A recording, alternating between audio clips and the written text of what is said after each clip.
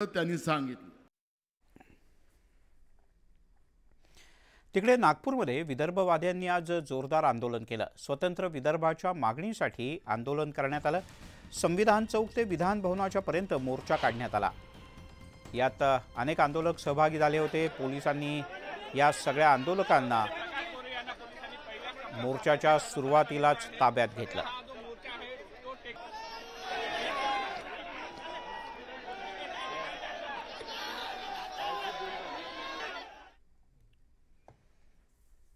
गेल्या काही दिवसांपासून सुरू असलेल्या मराठा आरक्षणाच्या मुद्द्यावर राज ठाकरे यांनी आज पत्रकार परिषद घेत पवार ठाकरेंचा चांगलाच समाचार घेतला। मतं मिळवण्यासाठी जरांगे यांच्या आडून उद्धव ठाकरे आणि शरद पवार हे राजकारण करत असल्याचा आरोप राज ठाकरे यांनी केलाय। जातीच्या बद्दल द्वेष निर्माण करण्याचं काम शरद पवार यांच्यासारखी लोक करत असल्याचा आरोप त्यांनी केलाय आणि निवडणुकांच्या आधी दंगली घडवण्याचा प्रयत्न असल्याचंही राज ठाकरे यांनी म्हटलंय।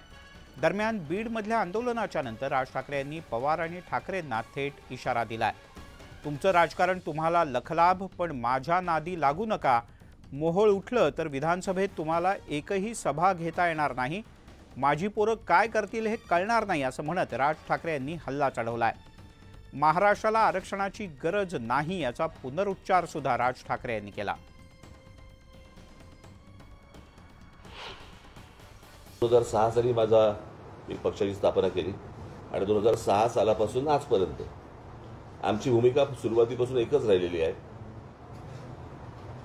की आरक्षण द्यायचंच असेल तर ते आर्थिक निकषावरती द्यावं।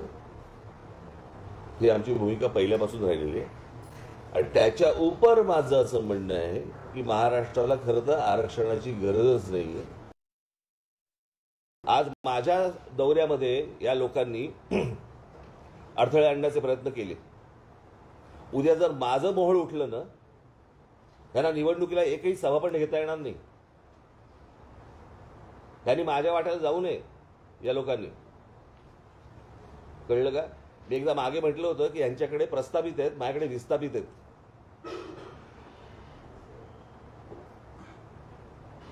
यांनी माझ्या नादी लागू नये या सगळ्या गोष्टींसाठी।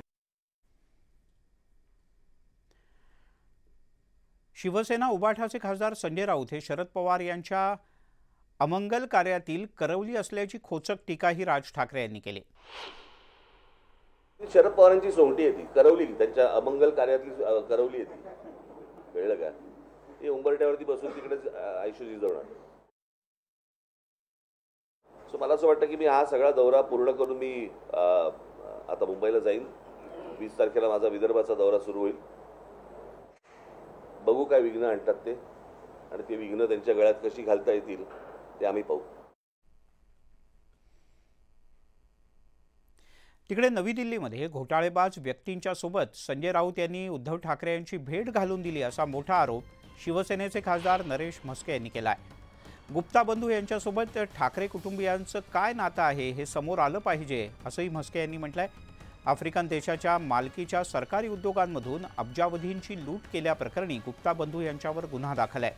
अतुल गुप्ता, अजय गुप्ता आणि राजेश गुप्ता यांच्यावर माजी राष्ट्राध्यक्ष जेकब झुमा यांच्याशी जवळीक साधून दक्षिण आफ्रिकेत अब्जावधींचा घोटाळा केल्याचा आरोप आहे। जेकब झुमा हे 2018 मध्ये अध्यक्षपदावरून पायउतार झाले। यानंतर हे तिघे आणि त्यांचे कुटुंबीय दुबईला पळून गेले होते, पण तिथेही त्यांना काही काळ अटक झाली होती।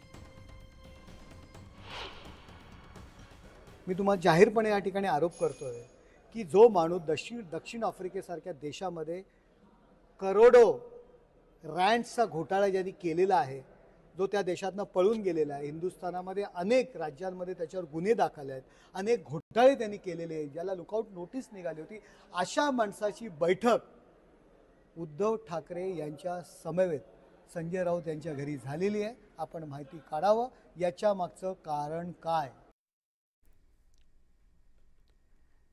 मुख्यमंत्री लोटांगणवीर आहेत अशी टीका संजय राऊत यांनी केली होती। त्यावर मंत्री शंभूराज देसाई यांनी जोरदार उत्तर दिलंय।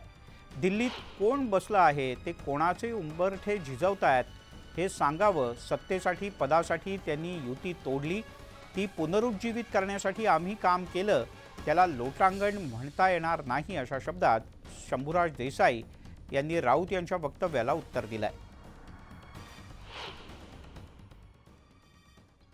वंदनीय बाळासाहेब ठाकरे साहेबांनी जी युती केली होती हिंदुत्वाच्या मुद्द्यावर, भारतीय जनता पक्ष आणि शिवसेनेची, जी 2.5 वर्ष सत्तेसाठी पदासाठी काही लोकांनी मोडून टाकली होती, ती पुनर्जीवित करण्याचं काम केलं. ह्याला लोटांगण म्हणत नाहीत. पण 3 दिवस झाले दिल्ली दरबारामध्ये त्यांचेच लोक सांगतात की आमची चाचपणी सुरू आहे मुख्यमंत्री पदाची. म्हणजे 3 दिवस तुम्ही काय करताय दिल्लीत? रोज कोणाकोणाच्या तुम्ही दरवाजामध्ये जाताय, कोणाची उंबरठे झिजवताय? याला नेमकं काय म्हणायचं ते सांगावं संजय राऊतांनी.